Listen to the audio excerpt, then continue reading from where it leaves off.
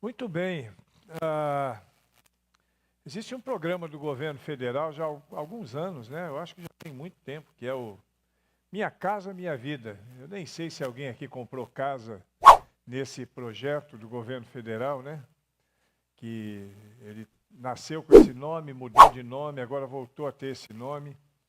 É o Minha Casa Minha Vida. E hoje eu quero falar sobre a nossa casa, nossa vida, que é um trocadilho aí com o nome do projeto do governo, mas que vai nos levar a uma reflexão bastante interessante na primeira carta de Pedro, no capítulo 2, no versículo 5. E eu vou pedir para o Marcos que deixe, viu? Depois de projetar, deixa ele projetado aí. Sempre que você mudar de versículo, depois você traz ele de volta para aí. 1 de Pedro, capítulo 2, versículo de número 5.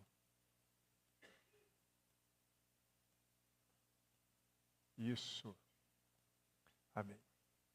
Eu vou ler e os irmãos podem acompanhar aí. E o texto vai ficar, a não ser nos momentos que nós formos intercalar com versículos, depois ele sempre volta para que a gente tenha ele bem fixado na nossa mente e no nosso coração.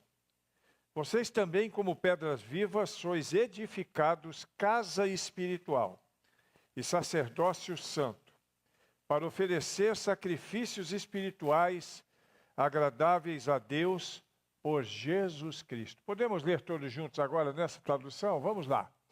Vocês também estão sendo utilizados como pedras vivas na edificação de uma casa espiritual, para serem sacerdócio santo, oferecendo sacrifícios espirituais aceitáveis a Deus por meio de Jesus Cristo.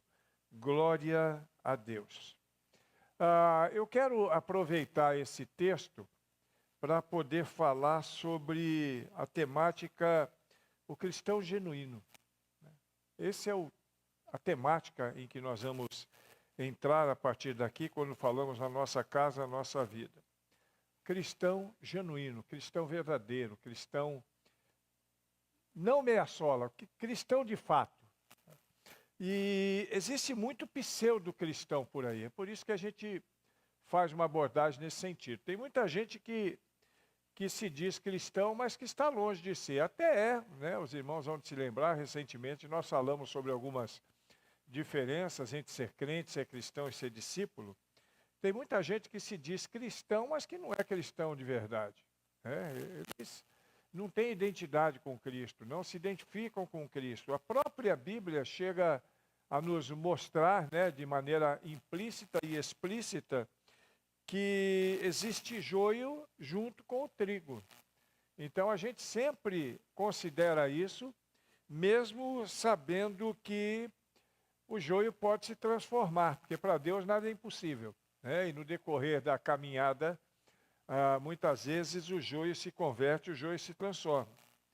Mas nem todos que estão conosco, que fazem parte do nosso grupo, são cristãos autênticos. São cristãos com autenticidade.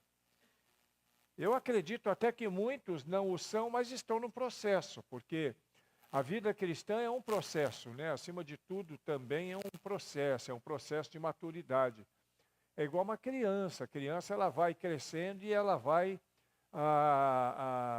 aprendendo, né? Trabalhando o seu caráter, trabalhando a sua perspectiva de vida, amadurecendo, por assim dizer. Assim também é o cristão.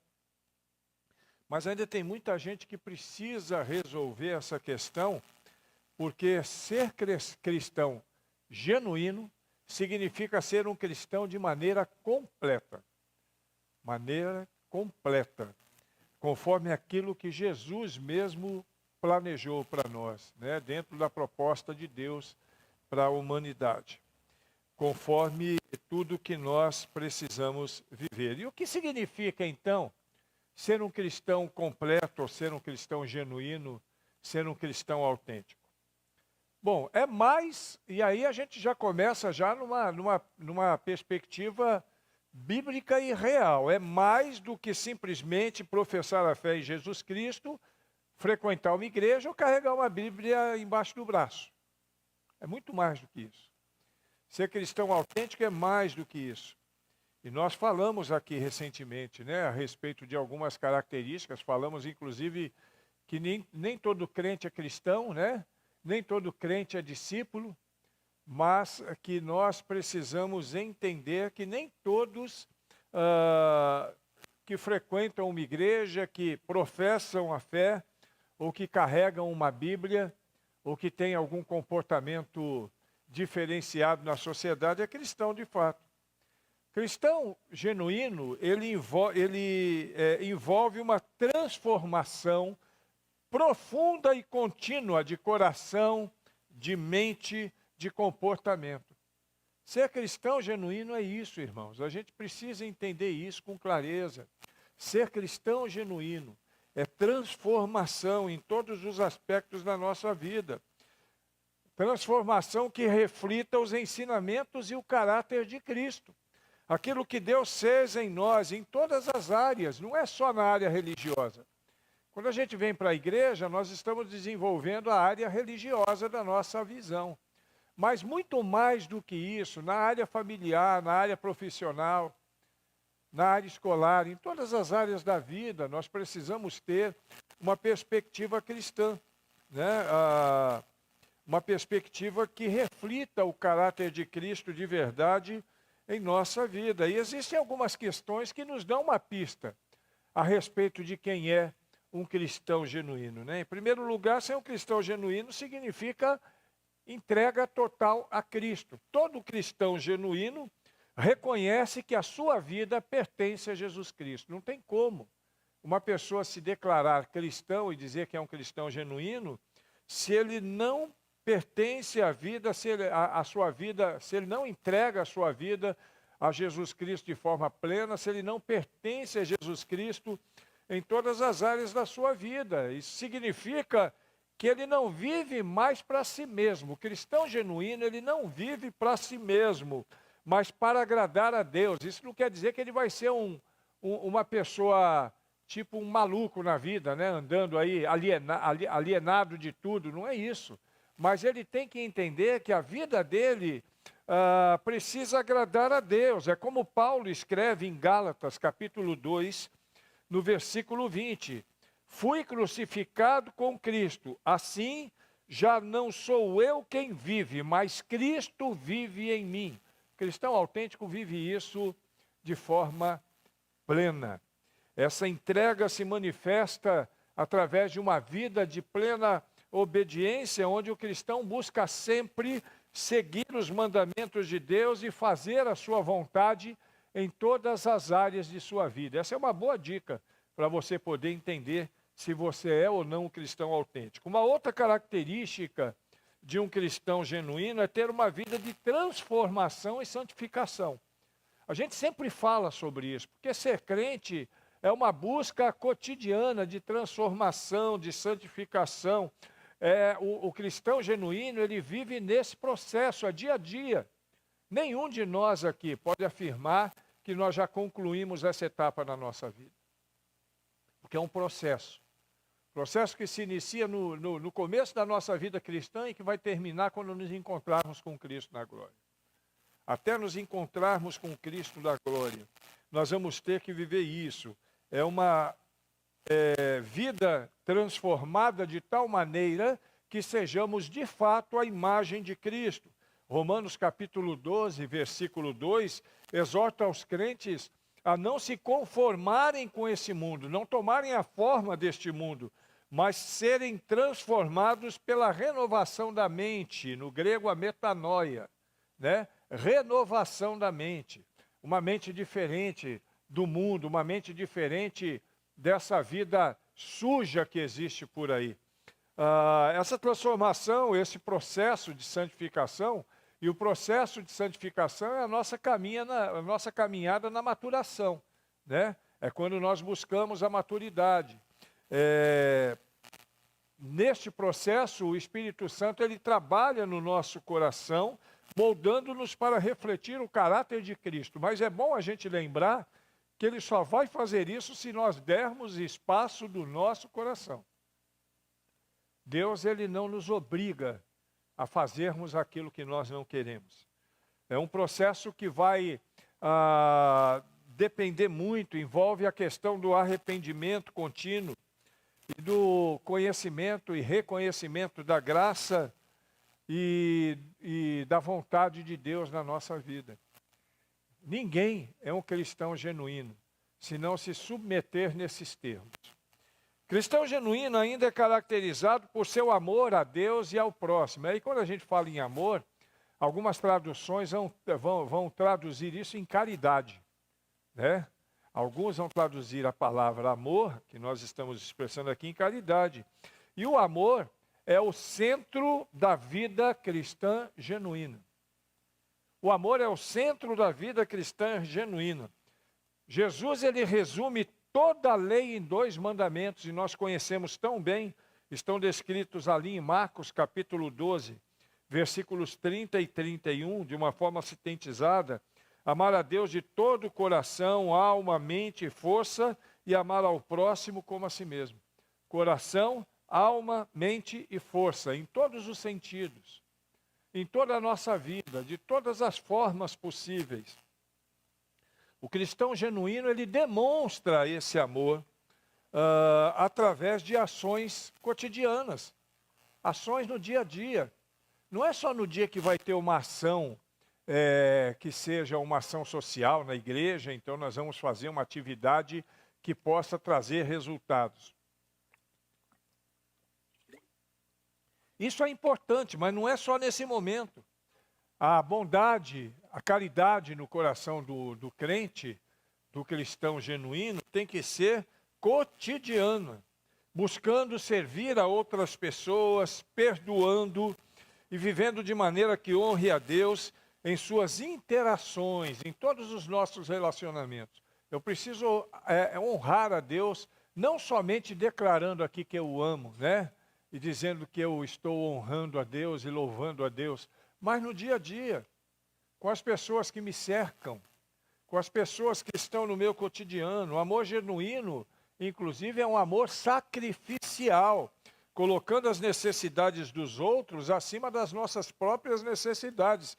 Isso chega a ser quase que uma utopia no nosso meio. Eu acho que muito poucos fazem isso, né? Alguns nomes de expressão da fé cristã no decorrer dos séculos deixaram clara essa posição, mas a maioria das pessoas dificilmente vão colocar as suas necessidades de tal maneira que a necessidade dos outros seja maior. Mas pelo menos nós precisamos atender a necessidade dos outros. Outra questão importante, quando nós pensamos sobre o cristão genuíno: ninguém é um cristão genuíno se não exercer a sua fé na prática.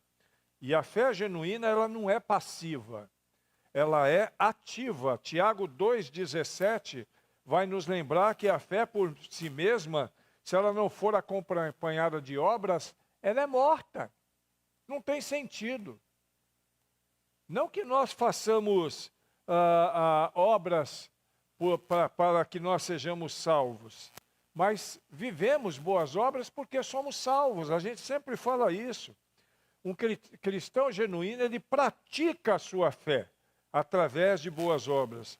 Ele vive a sua fé no cotidiano, confiando em Deus em todas as circunstâncias e buscando, acima de tudo, ser a luz neste mundo.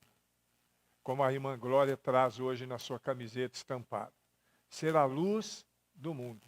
É isso que um cristão genuíno vive. E ainda há uma outra característica importante do cristão genuíno, que é o seu testemunho fiel. Testemunho fiel. Ser um cristão genuíno envolve a questão de ter um testemunho fiel de Cristo no mundo. Testemunho fiel em todos os aspectos, tanto de falar do amor de Deus, como de viver como quem tem o amor de Deus. Jesus chamou os seus seguidores para serem sal e luz, conforme a gente conhece lá em Mateus capítulo 5, dos versículos 13 ao versículo 16.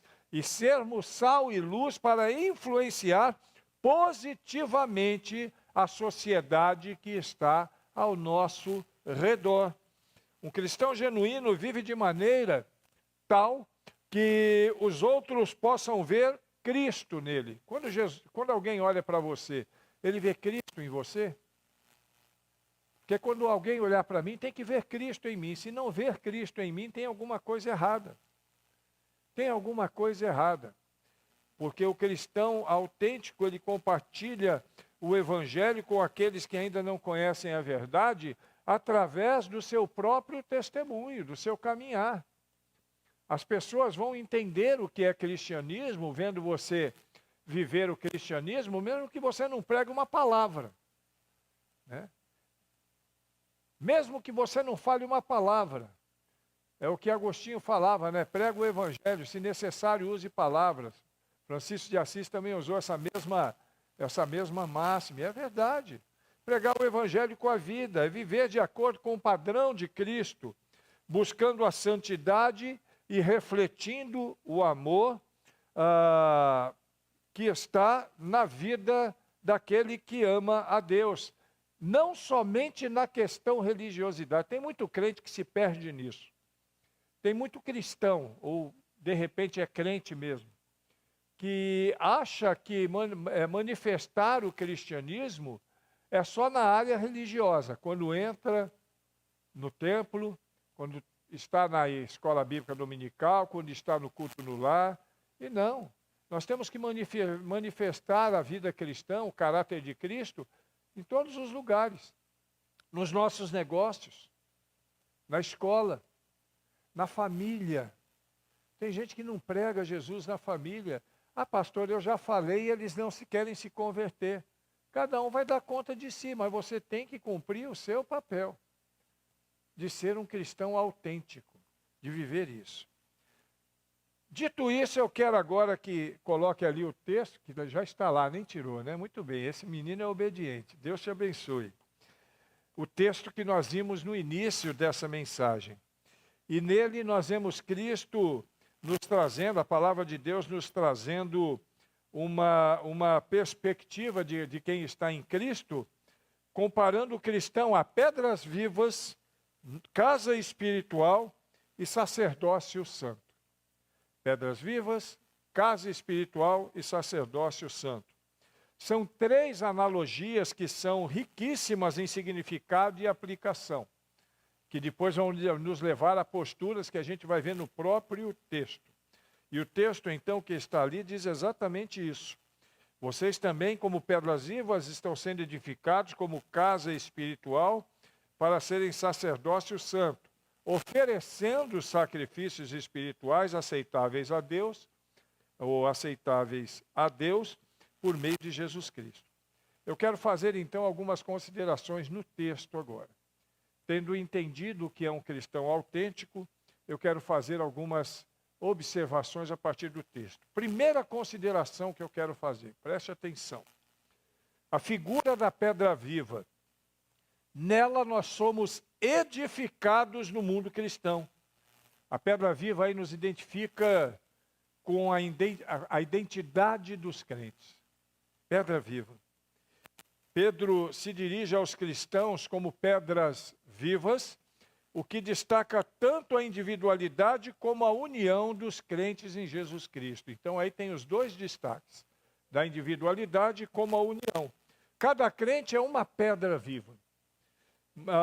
E quando essa pedra viva é unida a outras pedras vivas, ela forma então uma estrutura espiritual. Muito importante que a gente entenda isso. Nós somos uma pedrinha, que juntando com outra pedrinha, mais outra pedrinha, mais outra pedrinha, mais outra pedrinha, nós nos transformamos numa grande estrutura espiritual. É uma metáfora que sublinha que em Cristo os cristãos têm um propósito bem definido. Nós temos um propósito definido. Não somos pedras mortas, sem valor algum, mas somos partes vitais de uma edificação divina que Deus vem construindo conosco e por nós através dos séculos. Nós somos essa edificação, e isso também implica em que cada crente, cada uma daquelas pedrinhas que nós somos, tem um papel único e importante no corpo de Cristo, e que todos nós contribuímos para a edificação da nossa comunidade de fé. Cada um de nós aqui, aqueles que estão nos assistindo também. Cada um de nós uma pedrazinha preciosa, que faz parte de uma edificação. Você retira um tijolo de qualquer parte desse lugar aqui, e você vai perceber a diferença. Você vai perceber que falta alguma coisa. É como nós, no que diz respeito à comunidade, ao edifício, a edificação que Deus está fazendo, não o edifício físico, é claro, mas a edificação espiritual que Deus está fazendo conosco como igreja. Segunda figura do texto, casa espiritual. E aí fala da nossa relação comunitária, a comunidade da fé. Primeira pedrinha, individual, que se juntando com outras forma uma edificação espiritual. E agora a casa espiritual é a comunidade da fé. Preste atenção nisso. A casa espiritual aqui mencionada refere-se à comunidade de crentes que juntos formam o templo de Deus. Isso aqui não é templo. A gente chama de templo, mas não é. Isso aqui é uma edificação, onde nós que somos a casa de Deus, onde nós que somos o corpo de Cristo nos reunimos. Se nós saímos daqui, aqui não é morada de Deus. Deus não mora aqui. Isso aqui é muito pequeno para conter a Deus. Nós que somos a morada de Deus. Em nós que Cristo habita. Em nós que habita o Espírito Santo de Deus. No Antigo Testamento, o templo era um lugar físico, onde Deus habitava entre o seu povo. Era um lugar físico. O Templo de Salomão, por exemplo, é algo marcante, né? Até hoje ainda tem o Muro das Lamentações lá, que é parte da edificação física do templo. Já no Novo Testamento, a coisa muda de figura, porque Pedro revela que o verdadeiro templo de Deus não é mais aquele feito por pedras físicas, mas por pessoas, por crentes em Jesus Cristo. Casa espiritual é o lugar onde Deus habita através do seu Espírito Santo. Nós que somos pedras e que formamos a edificação, a estrutura espiritual, somos a casa espiritual onde Deus habita. Ele habita em nós, Cristo vive em nós. E nós precisamos entender isso. Como pedras vivas, os cristãos são chamados a estarem conectados. Cristão de todos os lugares. Nós somos chamados a estarmos conectados uns aos outros, formando uma unidade. Essa conexão nos transforma de muitos em um único. Uma unidade cristã, onde Deus é adorado, onde Deus é louvado, onde Deus é glorificado e que vive essa comunidade para a glória de Deus. Esses somos nós. Terceira figura que a gente vê aí é a figura do sacerdócio santo. Significa o nosso papel no mundo. E isso nos remete à missão dos crentes neste mundo. Pedro descreve os crentes também como sacerdócio santo. No Antigo Testamento, os sacerdotes tinham o papel de mediar. Então, eles eram os mediadores entre Deus e o povo. O sacerdote, ele oferecia os sacrifícios. O sacerdote cuidava das coisas sagradas. No contexto neotestamentário, a partir ali do Novo Testamento, da vinda de Jesus, todos nós somos sacerdotes, com o privilégio e a responsabilidade de nos aproximarmos de Deus e servirmos em seu nome. Aquela figura do sacerdote não existe mais. Algumas igrejas, alguns grupos aí insistem com a figura do sacerdote, mas essa figura, ela não existe mais como uma pessoa que faz a mediação entre os homens e Deus. Porque hoje a perspectiva da igreja é do sacerdócio universal.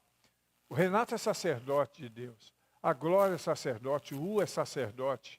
Todos nós somos sacerdotes. Agora, nós somos sacerdotes e nos levamos a Deus, a nós mesmos. Essa é a perspectiva. E isso inclui, inclusive, os sacrifícios espirituais, que são atos de adoração, atos de serviço e de obediência a Deus. Nós acabamos de louvar aqui, e cada um de nós estava ofertando a Deus o nosso louvor. Cada um de nós. Conduzidos pelo corpo musical desta igreja. Eu sempre digo ao Bruno, sempre que posso aos meninos, que o grupo de louvor não é um grupo de artistas, pelo menos no contexto da igreja. Pode até ser num palco, né? Eu tinha até preparado uma mensagem para pregar domingo sobre a diferença entre o show e o culto, mas vai ficar para outro momento. Mas aqui na igreja, este grupo aqui tem que conduzir este grupo aqui à adoração. Fazer com que cada um de nós sinta no coração, na mente, nos ouvidos e através de nós possamos então elevar ao Senhor o nosso sacrifício de louvor, que chegue às suas narinas como cheiro suave e agradável. Essa é a visão. Esses sacrifícios também, eles não são apenas o louvor, e a gente sabe disso, também são a oração, serviço aos outros e o próprio corpo como sacrifício vivo. Romanos 12 falou isso. Oferecer o nosso corpo como sacrifício vivo. Abrir mão, irmãos, de algumas coisas que podem nos ser agradáveis por amor a Deus. Por amor a Deus. Lembra do jejum? Que eu acredito que muito poucos fizeram essa semana, mas que terça-feira a gente vai chamar a atenção de novo, e nós estamos com essa proposta. É isso. Mostrar para nós mesmos que Deus é mais importante até mesmo que a comida para nós. É mais importante do que tudo. A quarta questão, depois das três figuras, agora vem a expressão sacrifícios espirituais. Está ali embaixo, ó.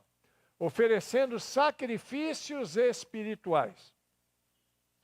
E o sacrifício espiritual fala do tipo de sacrifício que Deus espera receber. A adoração que é aceitável a Deus.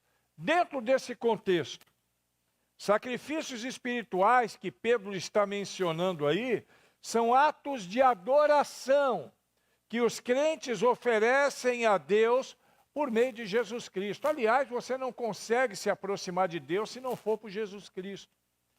Não existe outra forma de mediação.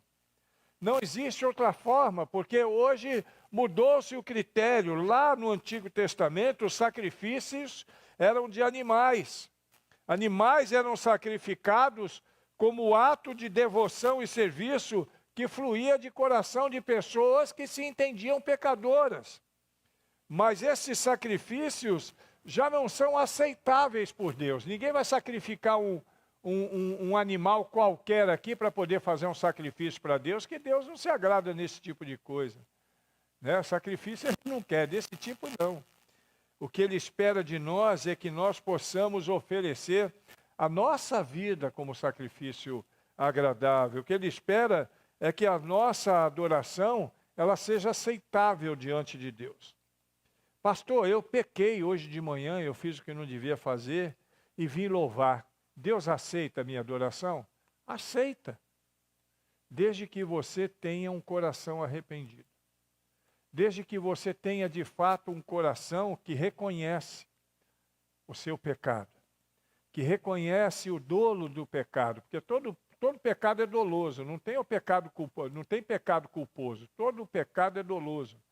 É dolo, ele traz ele faz mal, ele traz um prejuízo, né? Todo pecado. Agora, o sangue de Jesus Cristo purifica o homem de todo pecado. Através do quê? Da confissão, do arrependimento. E é isso que nós precisamos entender. E o sacrifício que agrada a Deus é o sacrifício que parte de um coração arrependido. Que parte de um coração que reconhece a pior coisa que tem na igreja. Não é uma pessoa que peca assim, de uma forma mais quanto mais. É a pessoa que acha que é santo mais do que os outros. Esse é um pecado irremediável, porque a pessoa acha que não peca. Esse, para Deus, é de uma grandeza tremenda. E a gente precisa aprender que nós somos pecadores. Nós somos pecadores. E isso, a gente não está com isso dizendo que a gente não deve caminhar num caminho de santidade. A gente tem que buscar a santidade, a maturidade. E tanto é verdade o que eu estou falando, que ninguém vai sair da estrada da santificação ou da maturação até se encontrar com Deus na glória. Por quê? Porque por mais que você caminhe pela estrada da santificação, você vai perceber que ainda tem um longo caminho a seguir. Na terapia, quando a gente atende pessoas na terapia, às vezes a gente dá para a pessoa um papel e uma caneta e pede para ela escrever seus maiores defeitos. Eu não sei se você já fez terapia e já pediram isso para você. E aí tem aquelas pessoas que falam, ô pastor, é difícil lembrar de algum defeito que eu tenho. E isso é terrível. Mas aí na hora que cai a ficha da pessoa, ela começa a escrever. Começa a escrever, começa a escrever, começa a escrever, começa a escrever e parece que não vai parar nunca. A integridade em nós tem que fazer a mesma coisa. Nós temos que reconhecer que somos pecadores. Eu posso não ser pecador como no nível, por exemplo, de uma pessoa que mata alguém, que estupra, mas eu também sou pecador quando eu odeio alguém, quando eu não peço perdão, quando eu minto, quando eu faço fofoca, eu sou pecador também. E essas coisas estão no nosso meio, no dia a dia, infelizmente. Quer oferecer um sacrifício agradável a Deus? Seja íntegro, a cada dia. E por último, nós vemos o resultado, depois de tudo isso, a edificação contínua, para serem sacerdócios, utilizados como pedras vivas, na edificação de uma casa espiritual. A edificação contínua. Esse é o crescimento espiritual, edificação da casa espiritual. O texto aí, o termo edificado, edificação, indica um processo contínuo. Essa construção, ela não acaba em algum momento. É igual construção de igreja batista, né? Vocês já viram como é a construção de igreja batista? Nunca acaba, né, Fidelino? Termina de fazer um negócio, já tem outra obra para fazer. É uma coisa ad eterno, nunca acaba. Tem sempre alguma coisa para fazer. A nossa construção espiritual é mais do que isso ainda, porque na nossa construção espiritual, nós precisamos entender que essa casa espiritual não é uma construção, não é um processo estático, ele é dinâmico.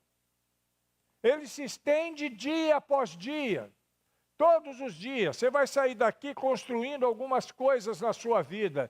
E amanhã pela manhã você vai construir novas coisas na sua vida. E amanhã à noite você vai construir outras coisas na sua vida. Porque cada crente precisa estar sendo continuamente moldado, aperfeiçoado e ajustado para se encaixar nesse edifício. Esse grande edifício que Deus está construindo, com pedras vivas que sou eu e você.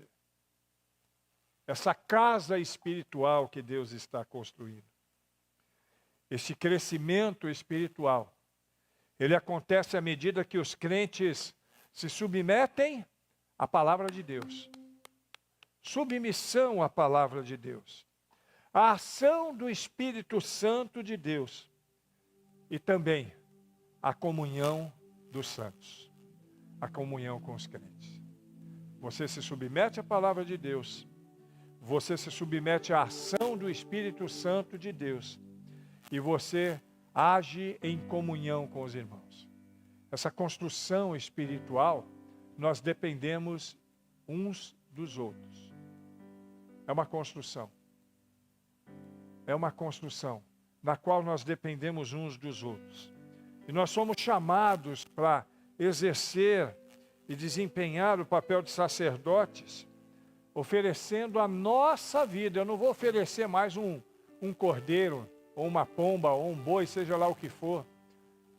Eu vou oferecer a minha própria vida. é a minha vida que eu vou oferecer em sacrifício de adoração no serviço do Senhor. E eu vou fazer isso sempre que eu estiver disposto a agir segundo a vontade de Deus. Sempre que eu estiver submisso à vontade de Deus. Sempre que eu entender que a igreja não é só mais uma instituição social no meio de tantas que existem aqui, só porque tem um CNPJ, só porque tem uma placa, só porque está submetida à lei civil, não. A igreja é o projeto de Deus para salvar esse povo lá fora, irmãos. Para transformar a vida desse povo. Para demonstrar amor por esse povo. A mesma igreja que nos salvou. O mesmo Cristo que nos salvou. Através de alguém. Somos chamados a desempenhar esse papel. Essa identidade que temos de pedra viva e sacerdócio santo. Chama todos os crentes a uma vida de comunhão com Deus e com os outros irmãos. Eu me lembro de um camarada que foi minha ovelha lá no começo da minha caminhada cristã. E esse camarada era um camarada, gente boa na igreja, mas ele tinha um temperamento difícil. E ele tinha um problema muito sério com outro irmão. E um dia eu fui tentar ajustar a caminhada dos dois. E aí eu conversei com o outro irmão, e o outro irmão, com um pouco de insistência, mas decidiu que não teria dificuldade em falar com ele.